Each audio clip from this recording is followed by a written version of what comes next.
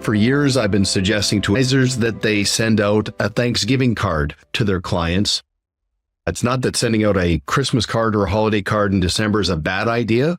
There's just other things you can do that time of the year to pay tribute to the relationship. A Thanksgiving card is something that is unique, might be the only card they get. And you've heard some great stories around, especially the advisors that stay true to it. They don't just level up, they keep at it, they keep doing it. Do you have a quick story on a financial professional who has gotten a great reaction from a client by sending a Thanksgiving card? Oh my gosh, I get them all the time. And I was thinking back because it's been a dozen years of doing Thanksgiving. And it's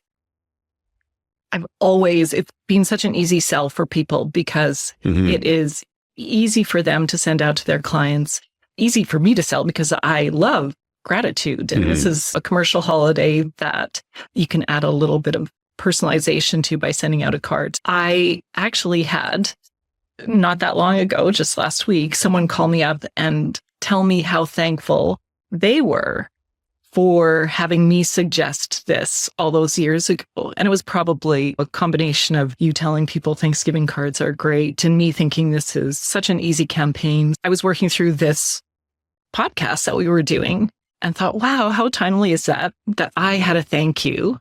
So someone showing gratitude to me for asking them to get the Thanksgiving cards going every year, because we send a reminder out to our clients every year for Thanksgiving.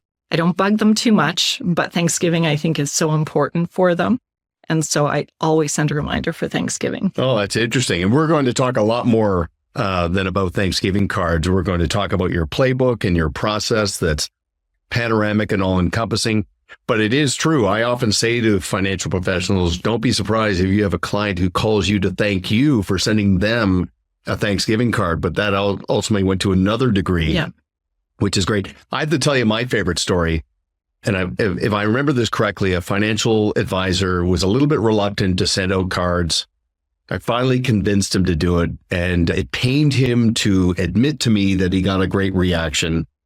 And I said, you got to do it again. If you don't, you're conspicuous in the absence of not doing it again. So you got to be consistent. And the next year it pained him and he was completely bought in at this point, but one of his best clients, his wife, apparently sent an email to the advisor just saying, we loved your card. It's beautiful. It's sitting on the piano beside the one you sent us last year. Yeah.